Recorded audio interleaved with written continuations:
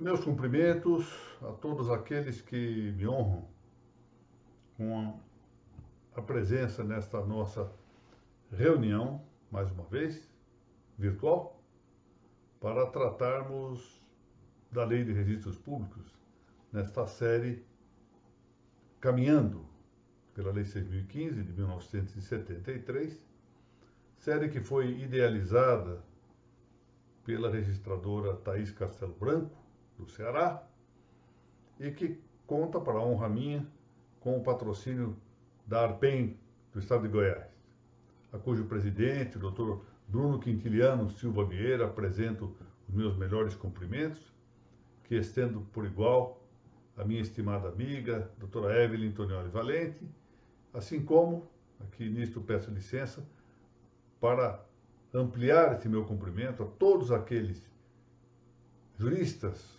goianos que me honram com a audiência, e assim o faço na pessoa de meus amigos, o Dr. Rodrigo Barbosa de Oliveira e da doutora Carolina Alice Fleury Neri. Na questão de mais ou menos 15 dias, nós fizemos exatamente a incursão para tratar do artigo 3º da Lei 6.015. E assim fizemos na página da ARPEN Goiás, no Instagram. E ao final, eu ainda me lembro bem disso, procedi, embora eu tenha que confessar, eu sou pouco menos que jejuno em questões de uso de meios eletrônicos, mas procedi de maneira adequada. Cliquei na tal exigência de gravar no IGTV, etc, etc. O fato é que não ficou gravado. Então, quando eu soube disso, e para que não se perca a continuidade, me dispus a fazer aqui uma reiteração deste meu pequeno pronunciamento anterior, e quero agradecer muitíssimo à Editorial Lepanto, em particular na pessoa da doutora Amanda Gil, que me cedeu a página do YouTube da Lepanto, para que essa gravação pudesse ser realizada. Muito bem. Nós estamos cuidando, então, do artigo 3º da Lei 6.015. Eu havia dito aos senhores, e reitero aqui, que, na verdade, seria possível tratarmos em rápidas pinceladas do artigo 3º ao artigo 7º em uma exposição muito breve, porque, no fundo, as questões práticas são muito de escassa importância em relação com esses dispositivos. Bastaria ver, eu consultei 3 obras muito interessantes acerca de comentários da Lei 6.015, a do professor Wilson de Souza Campos Batalha, que tem um comentário muito bem feito, é preciso reconhecer, a obra do meu amigo, professor Walter Seneviva, e, igualmente, um trabalho conjunto, elaborado sob a coordenação do professor José Manuel da Rodalvim, do Eduardo Kambler e do Alexandre Clapes, em que o artigo 3º é comentado pelo meu bom amigo, juiz de Horácio Sintra Pereira. E, curiosamente, é muito pouco que se fala do artigo 3º. Muitíssimo pouco. Eu, então, meditei e acho que é chegado o momento em que nós nos detenhamos um tanto nessa matéria para ter uma certa amplitude teórica. A teoria serve muitas vezes para isso, para antecipar questões, para preparar-nos para melhores práticas, e, ao mesmo tempo, para que nós consigamos, por assim dizer, socavar as raízes que levaram à adoção de determinadas regras. E nesse caso em particular, como veremos ao tratarmos um pouco mais com proximidade o tema do artigo 3º, nós vamos verificar que houve uma certa mudança da realidade, uma certa mudança do mundo factual a que se aplica a norma. E por isso, com essa mudança, a norma, sem ao todo negar a sua textualidade, acabou se moldando a uma nova realidade das coisas, a uma nova atualização das coisas. Pois muito bem. A Lei dos Registros Públicos trata deste assunto, como disse, esse artigo 3º, no capítulo 2º de seu título 1º. Título 1º das disposições gerais, capítulo 2º da escrituração, e o primeiro artigo desse capítulo 2º, que se refere à escrituração, é o artigo de que nós vamos tratar hoje, o artigo 3º. Muito bem. Diz aqui o seguinte: a escrituração será feita em livros encadernados, que obedecerão aos modelos anexos a esta lei, sujeitos à correição da autoridade judiciária competente. Muito bem. Nós vamos tratar aqui só da primeira parte desse dispositivo, da sua rubrica da escrituração e, posteriormente, esta ideia dos livros encadernados, para mostrar como isto se supera e como isso se vai cuidando ao largo do tempo. E vamos deixar o restante do artigo 3º para examinarmos em conjunto com o artigo 4º, que será feito na aula agora de quarta-feira, próxima quarta-feira para o senhor, deixa eu ver que dia é hoje, hoje é dia 26, dia 28 de outubro, que será agora dentro de 2 dias. Muito bem. Quando se pensa em escrituração, tem-se a ideia de um escrito, de um texto. E, na verdade, quando a lei foi elaborada, isso no final começou a ser elaborada aí, final da década de 60 do século passado, início da década de 70, porque essa lei de 6.015 entrou em vigor no dia 1º de janeiro de 1976, mas ela foi datada, data da sua sanção e promulgação, de dia 31 de dezembro de 1973, portanto, 3 anos antes. Como quer que seja, a sua elaboração legística, se fez com as vistas postas no que era próprio desse tempo. Nós estamos falando de um tempo anterior aos recursos informáticos, pelo menos aos recursos informáticos tais como eles se expandiram para o uso da sociedade em geral. Então, o que nós tínhamos, então? Eram, em alguns casos, livros ainda submetidos à escritura manual, ou livros, quando muito, submetidos à escritura mecânica. Quando muito já, nesse período, começaram a aparecer, além das máquinas elétricas, máquinas de datilografia também eletrônicas. Mas, em todo caso, tratava-se no limite de datilografia, escrituração, em que a ideia de escrita estava ligada ao conceito de texto e, por sua vez, ambas as coisas ligadas a um sinal, a uma sinalização, a letra, sinalização gráfica. Esta é a ideia. Pois bem, de lá para cá, nós tivemos uma grande mudança nos meios técnicos. Houve uma evolução muito rápida e muito intensa no campo da tecnologia. E eu queria observar isso, que os autores têm feito a observação, que me parece sensata, de que nós, nas nossas próprias casas, com o uso dos nossos computadores, com o uso do nosso telefone celular, como se diz que de telefone tem bem pouco hoje, nós temos já a união de 3 modos ou espécies distintas de sinais. O sinal gráfico, esse que se elabora por meio de letras, o sinal pictórico, ou visual, que é o que se elabora por meio de imagens, portanto nós falamos em sinais imagéticos, e também o auditivo. Então nós usamos aqui 3 diversos tipos de sinal. E isso já não é só que pode vir a ser utilizado pelos registros públicos. Isso já é utilizado pelos registros públicos em muitos lugares. Não se trata apenas agora de pensar em uma técnica redacional ou de expressão redacional por meio de recursos informáticos. Não.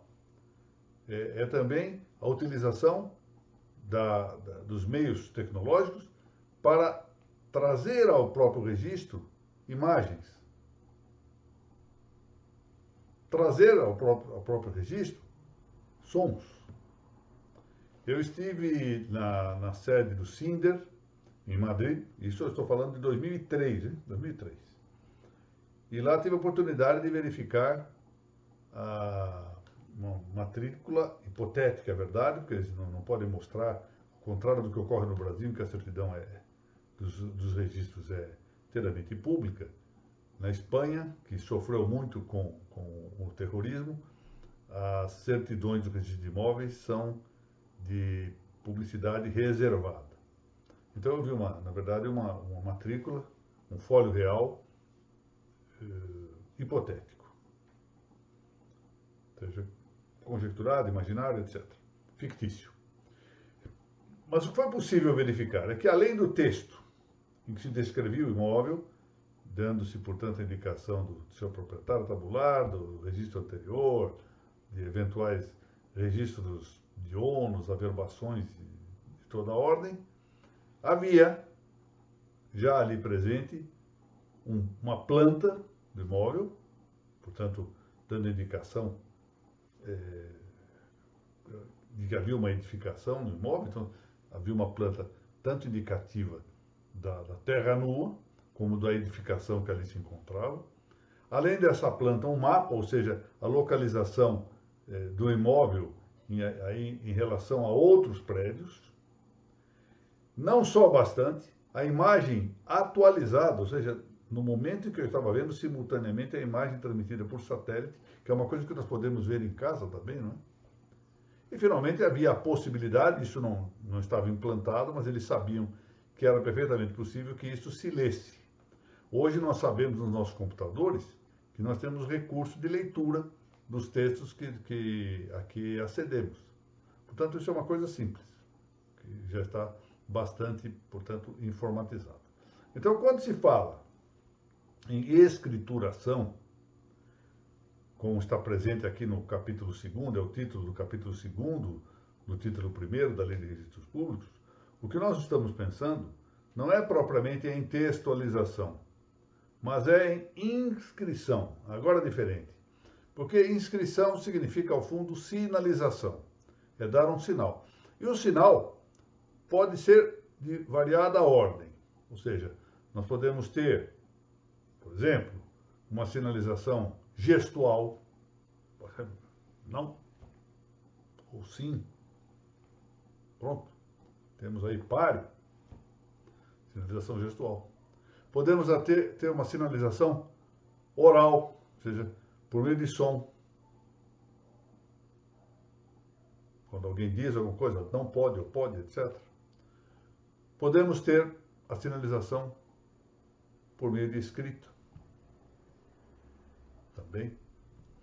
De maneira que quando a lei fala em escrituração, ela já deve ser entendida, para poder aplicar-se, com essa amplitude, com essa variedade de coisas que afetaram o mundo fático, o mundo dos fenômenos que ocorrem patentemente para os nossos órgãos dos sentidos. Um autor espanhol muito importante, um grande conhecedor do direito notarial, ele próprio foi notário na Espanha, Rafael Núñez Lagos, disse certa vez que a coisa que mais importa para o direito contemporâneo dele, que já era do século passado, era exatamente o problema da existência dos fatos. Porque o direito, uma vez publicado em direito positivo, não é o direito, por assim dizer, legal, uma vez publicado nos diários oficiais, tem sua existência facilmente comprovável. O problema é a caracterização dos fatos. E os fatos são formalizados, ou seja, são expressados, exprimidos e comunicados por meio de documentos, por meio de escritos, ou, melhor dito, por meio de inscritos. Porque aí vem o tema. A inscrição, ela corresponde, na verdade, à ideia de marcado, assinalado, gravado. Ou seja, é possível pensar no escrito? É possível pensar no escrito, mas também é possível pensar no não escrito. E, aliás, a própria palavra inscriptum, é interessante ver isso, a palavra latina correspondente à inscrição é um supino, do verbo inscribo. Esse supino desapareceu na língua portuguesa, não se pode dizer que haja o supino. Supino era uma forma do verbo em latim. Mas inscriptum é o supino do verbo inscribo. E inscribo é composto por in, pelo prefixo in, mais o verbo scribo. Scribo é escrever.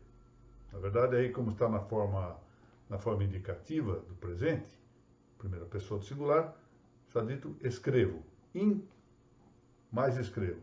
E esse in tem frequentemente o sentido de negativo. Então é possível pensar que inscrição é também o que não está escrito, ou ao menos pode pensar assim, o que não está necessariamente inscrito. Então, a escrituração tem a ideia de sinal. E aí entra o tema que me parece importante. O sinal o que é?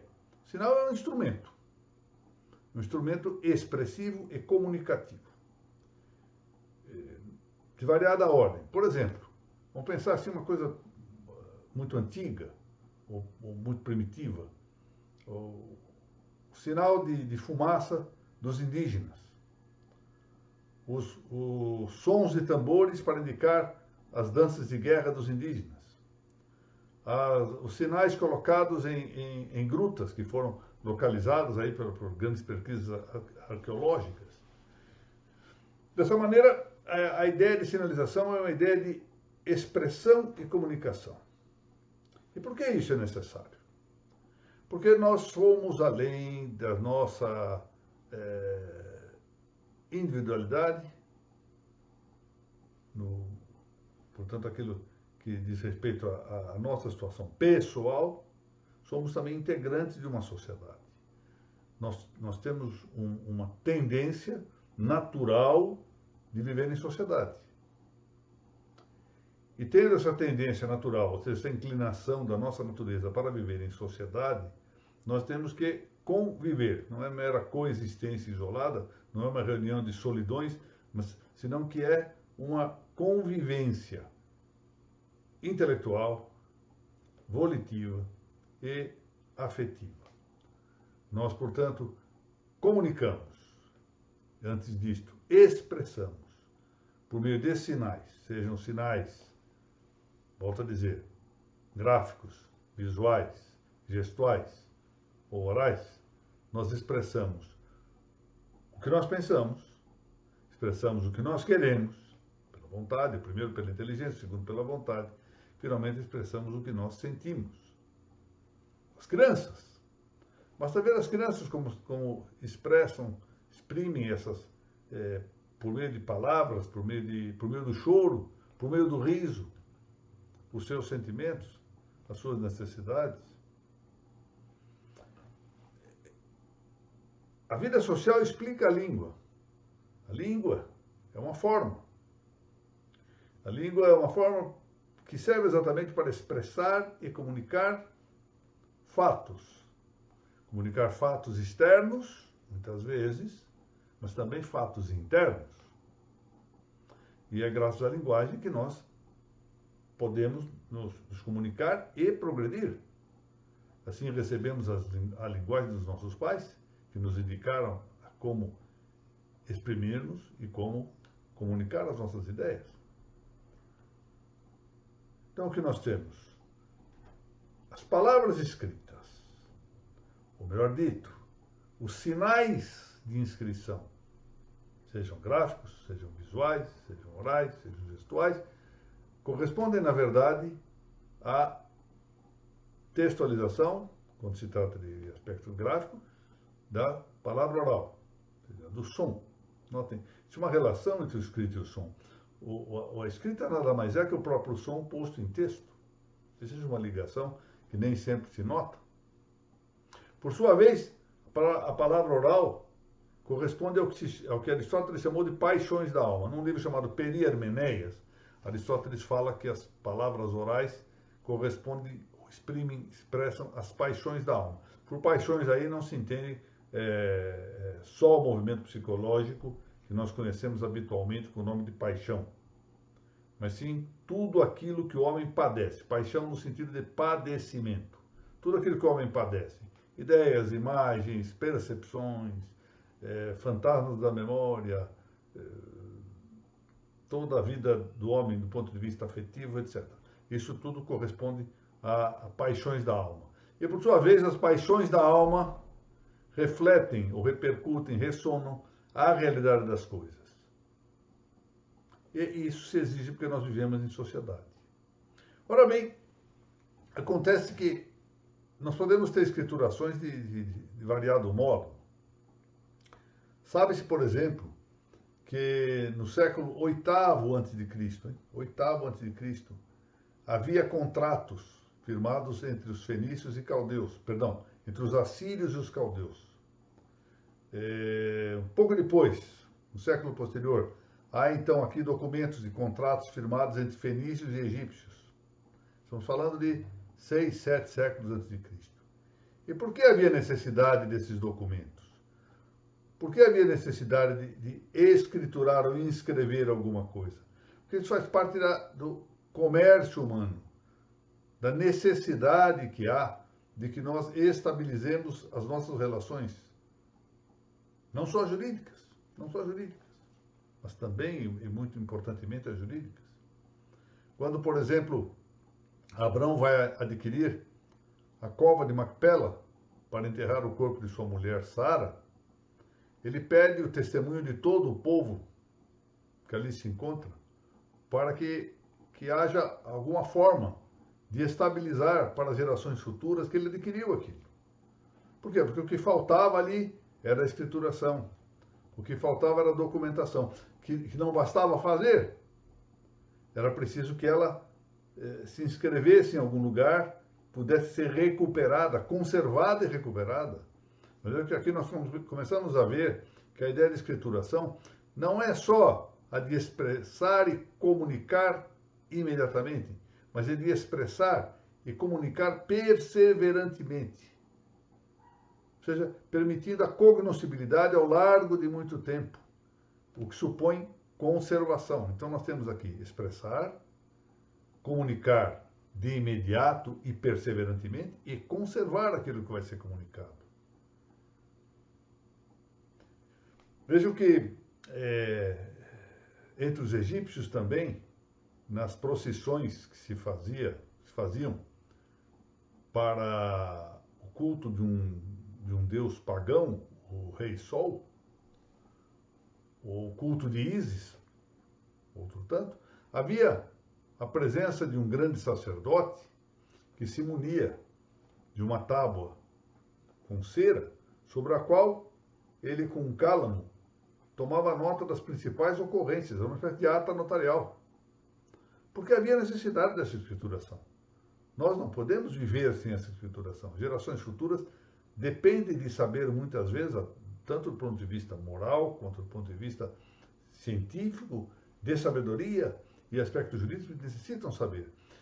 E essa documentação precisava ser conservada em algum lugar.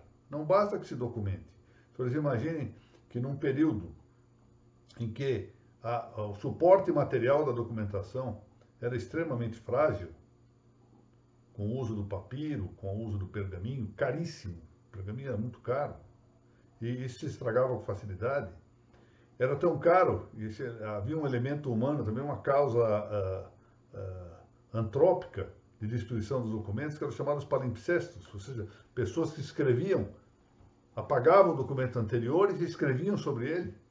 Hoje tem sido possível recuperar algumas obras. Isso foi interessante porque a história do palimpsesto mostra isso, a importância da escrituração, mas às vezes um certo espírito pouco sensato daqueles que escrituraram sobre documentos antigos. Essa queixa se deve fazer dessa gente valiosíssima dos nossos ancestrais, né, dos nossos antepassados, aqueles que cuidaram como copistas, a maior parte deles frades, monges, que passavam a vida copiando, porque frequentemente ao acabar a base material, por assim dizer, primitiva ou virgem, se escreviam sobre textos antigos, isso é exatamente o palimpsesto, e muitas obras se perderam exatamente porque, pelo zelo da religião, mas um zelo um pouquinho aqui desviado, se copiavam textos dos testamentos sobre obras muitas vezes profanas, mas de grande valor, ou mesmo sobre doutrinas religiosas, mas que não consistiam nos textos testamentários. Não só isso, imaginemos que o problema da conservação não era só da elaboração do documento, mas também da conservação do documento. Pensemos na história das cartas partidas, documentos que tinham que ser feitos em várias partes, e às vezes com cortes sinuosos ou cortes dentilhados, para que cada um ficasse com uma parte do mesmo documento, fazia o documento 3, 4 cópias exatas, e se partiam, para que só juntados, o vendedor ficava com um, o comprador com outro pedaço, para se juntar para verificar para a confirmação documental. Então notam que a escrituração presente a ideia de que nós estamos tratando aqui de registros, o que significa sempre também a ideia de conservação, tanto que em Portugal se fala em conservadoria, não é?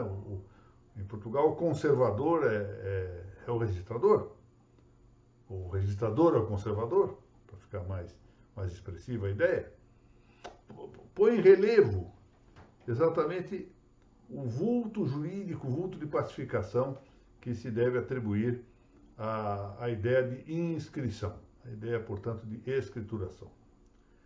Pois, então, em resumo, trata-se de inscrever, sinalizar, expressar, comunicar. E quando se fala que a escrituração será feita em livros encadernados, que nem se falava então em folhas soltas, porque se temia um pouco o uso das folhas soltas. Eu queria contar aqui ao senhor o seguinte, eu não cheguei a testemunhar essa história, mas contou-me isto o meu saudoso amigo, grande conhecedor dos registros públicos, que foi Gilberto Valente da Silva.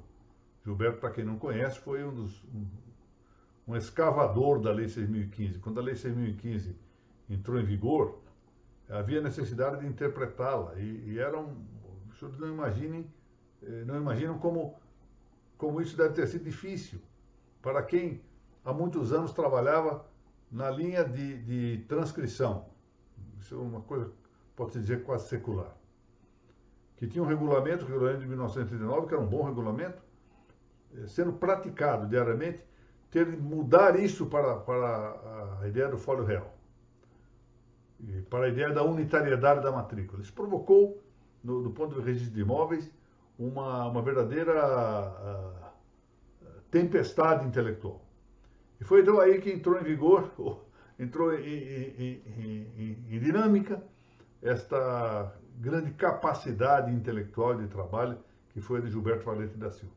E como eu disse há pouco, escavou quase que com as próprias mãos os dispositivos da Lei de Registros Públicos. Então ele me contou certa vez que houve muita resistência em admitir a datilografia, porque a datilografia supunha quase sempre, e era necessário assim, que os livros permanecessem sem encadernação, só eram encadernados depois da elaboração de um certo número de páginas, e ainda assim, quando se admitia isto, ou seja, alguns nem queriam encadernar depois. Mas em todo caso, foi uma batalha, porque se achava, e com alguma razão, que era mais fácil fraudar por meio da datilografia em um livro de folhas soltas do que fraudar num livro encadernado. Isso é verdade, isso é bem verdade. Embora eu próprio tenha visto situações em que as folhas do livro encadernado foram arrancadas. Então, nunca deixemos de lado a inventiva humana em matéria de fraude. É sempre possível que nós nos defrontemos com isso em uma situação ou outra. Mas, enfim, A ideia da encadernação é outra vez garantir o mais possível a conservação, a permanência do que está sinalizado, a permanência do que está inscrito. Muito bem. Note que nós estamos aqui tratando, depois na próxima aula, vai ser no dia 28, nós vamos avançar um pouquinho sobre algo que se considera como questão de fundo. Por algum aspecto não deixa de ser formal, mas é questão de fundo. O tema do idioma, do que escrever, de como escrever.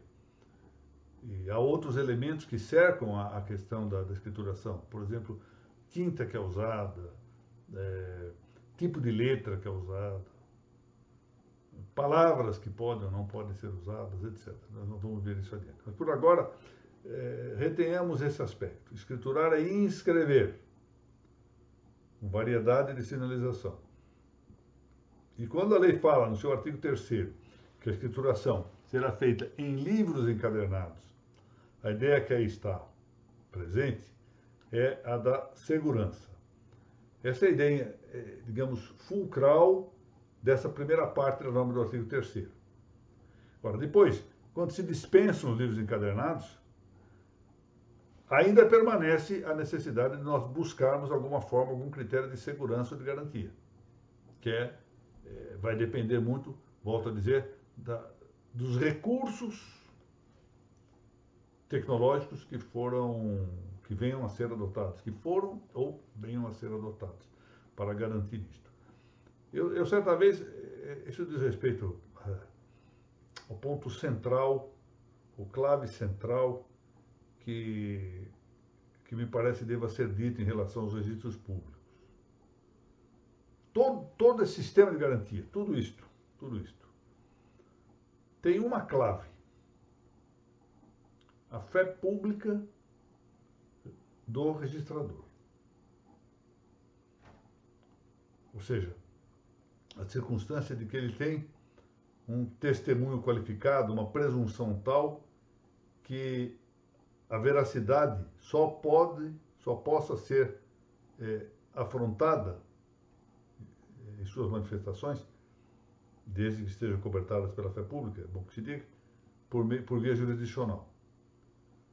Tudo mais é meio técnico e, portanto, suscetível, com maior ou menor facilidade, de defraudar-se.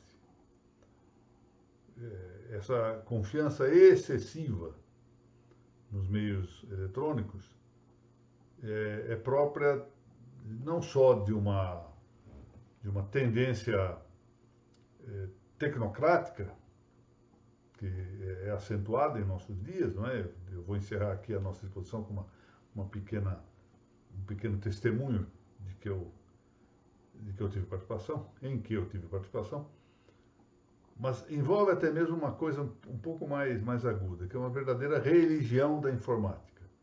Existe, portanto, uma tecnolatria, uma espécie de idolatria da técnica. Ou seja, o culto à técnica, a adoração à técnica, a reverência à técnica, a submissão à técnica, etc. E esquecendo-se que a técnica, de um modo ou de outro, é ainda suscetível de um controle, muitas vezes oculto, anônimo, mas que é humano, e que, portanto, pode levar numa ou noutra direção.